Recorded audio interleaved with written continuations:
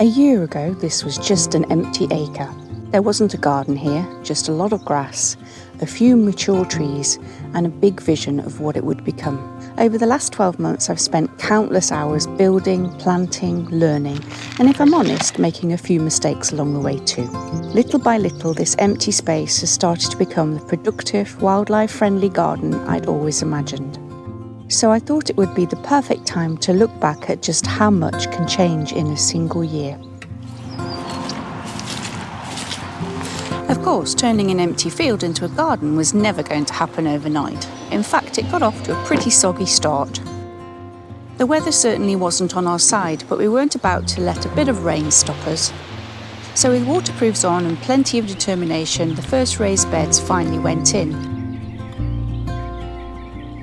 And that was the moment the garden really began. With the greenhouse on order, we suddenly had plenty of soil to move, and rather than let it go to waste, we used it to fill our very first raised beds, solving two jobs at once. And once the bed was filled, it was finally time to start planting. After all the planning and preparation, the garden was beginning to come to life.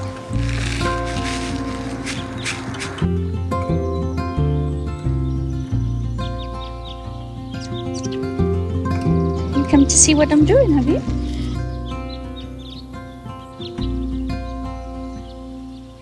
Before too long, however, that bed was full. With the first bed complete, it was time for one of the biggest projects of the year, building the greenhouse. Thankfully, we weren't doing it alone. Family and friends generously gave up their time to help us, and before long, the frame started to take shape.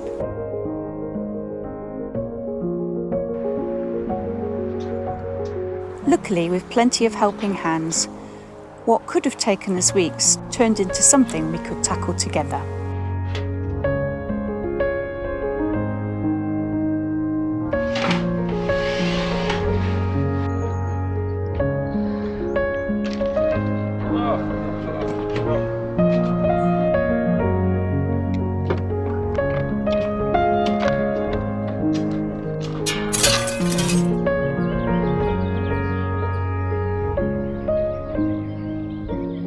With the structure complete, it was time to turn our attention to the interior.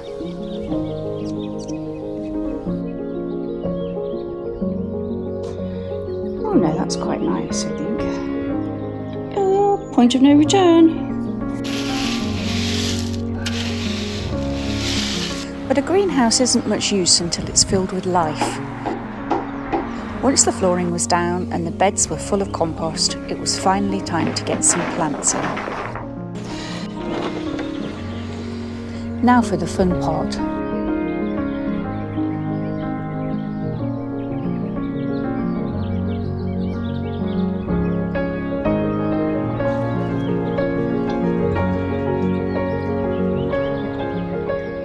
Although these tomatoes had started life in my old garden, bringing them here meant we could enjoy one last harvest while the new garden found its feet. Turning them into passata felt like the perfect way to bridge the old and the new.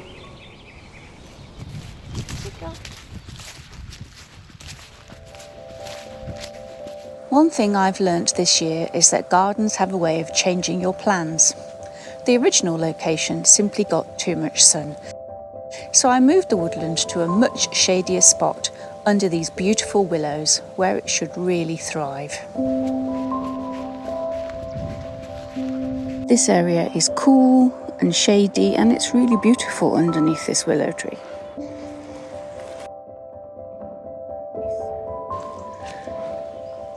It's the light just catching it there, isn't that beautiful?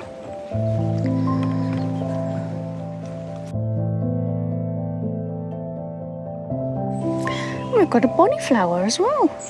Yeah.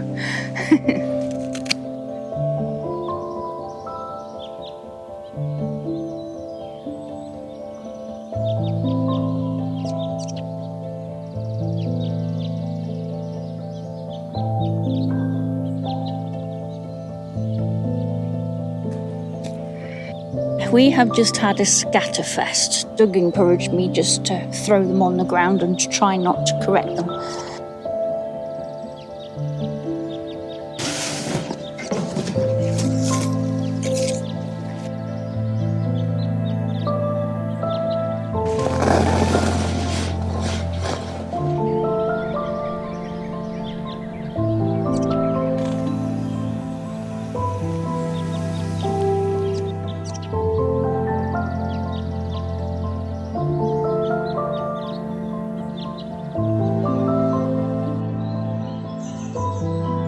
Just a few months later, everything had started to fill out.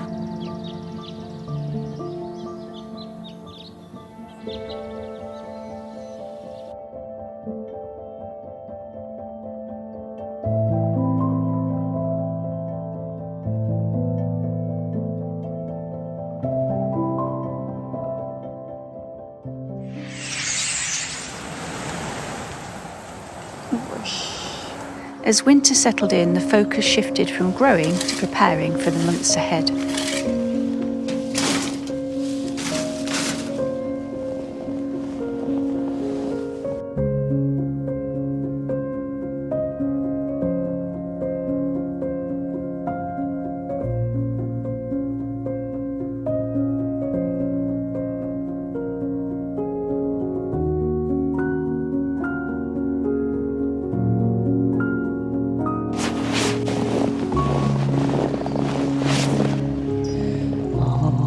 Go get her.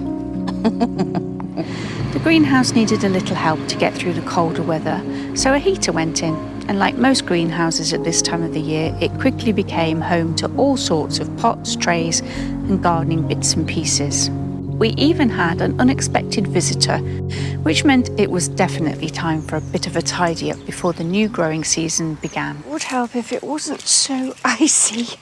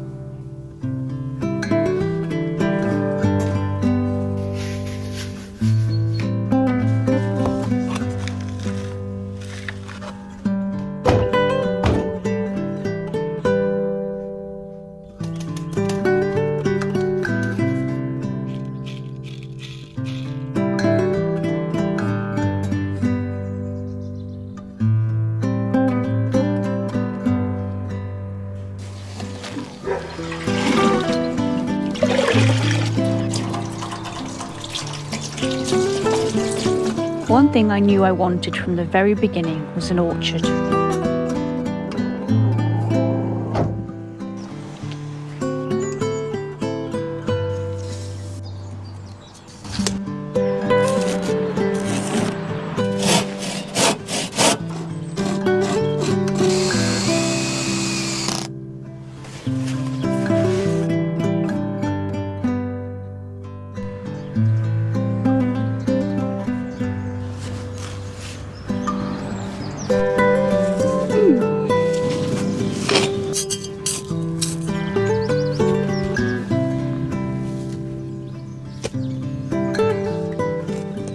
Planting fruit trees felt like planting the future.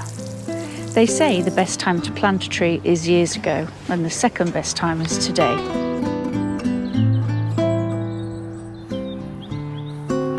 Before long, the first beautiful blossoms appeared, a glimpse of what this space would become in the years ahead.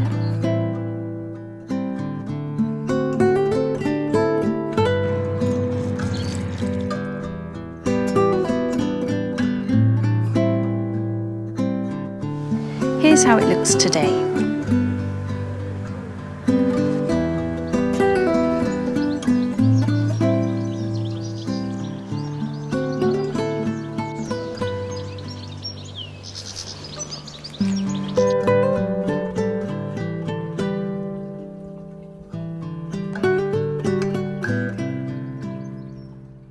While the orchard settled into its new home and the original raised bed was bursting at the seams, the greenhouse was quickly filling with trays of seedlings. It was time to start sowing the crops that would fill the garden over the coming months.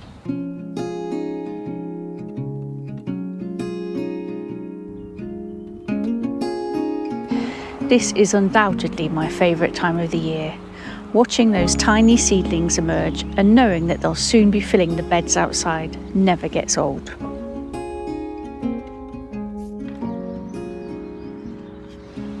Before long, those tiny seedlings were ready to move into their new home.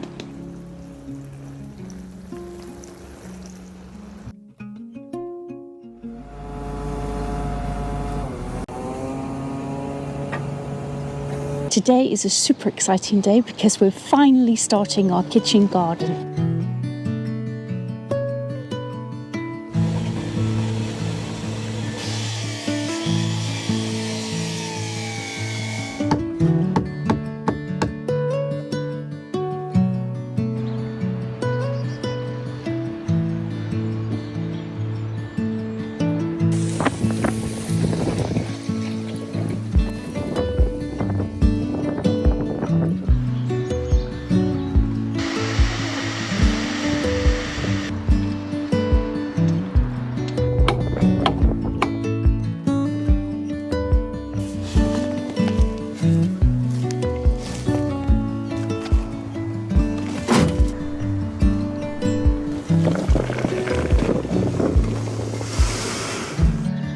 Is that too narrow, do you think?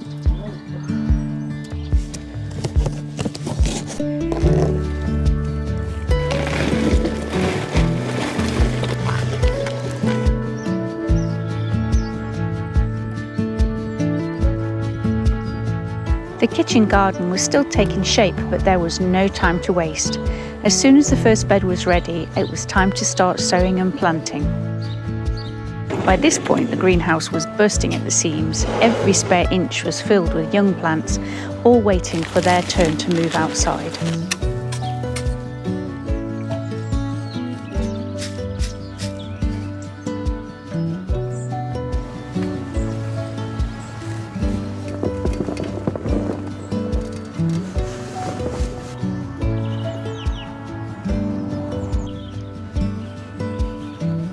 With a lot of hard work, we inched ever closer to completing this mammoth project.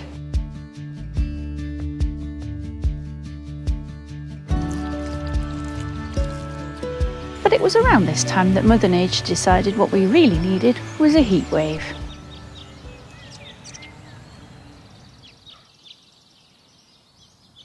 I cannot believe how quickly this area has developed. It went from tiny seedlings to a jungle in a matter of weeks.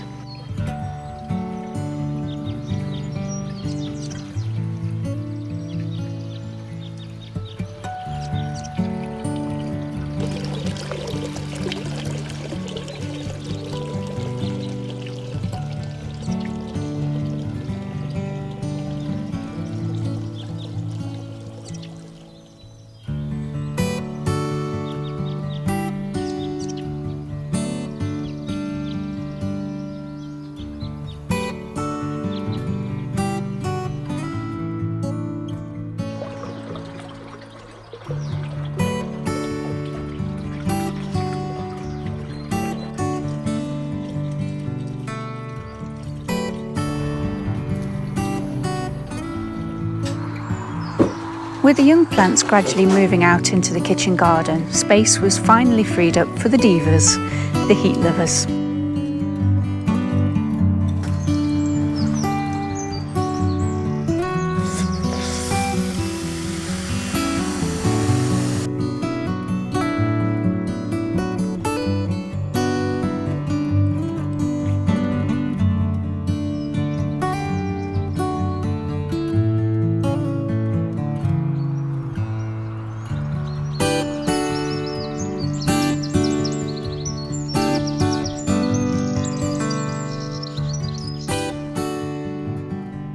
Sadly, the biggest diva of them all didn't make the cut. Here's how it looks today.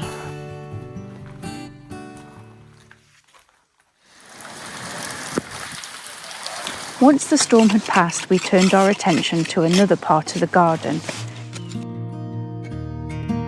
It was time to start creating the flower borders, adding colour and, more importantly, somewhere for the pollinators to thrive. Looks like we've got a lot of cutting and rolling to do today.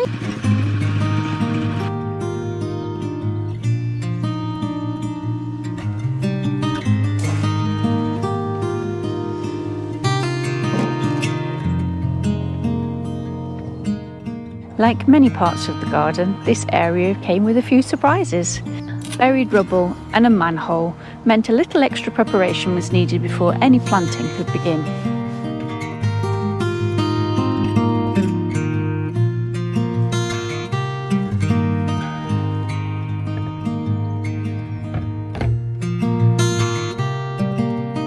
It's looking rather lovely, I think. It ties in beautifully with the kitchen garden.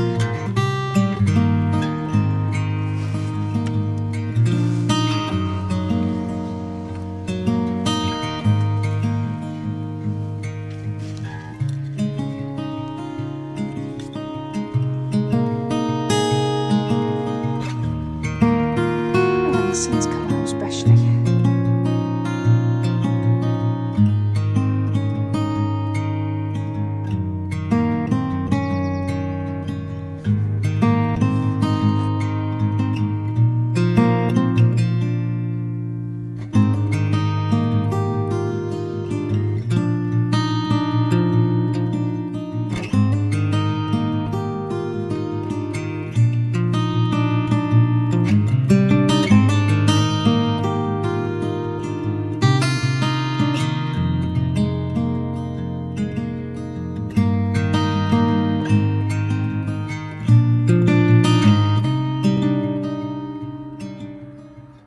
After months of hard work, the garden finally began to reward us.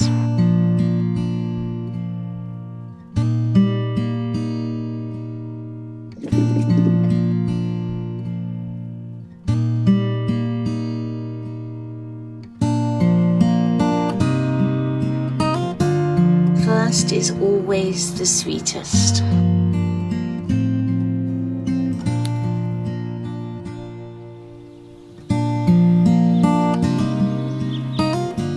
It's amazing how much can change in just 12 months, and this is only the beginning.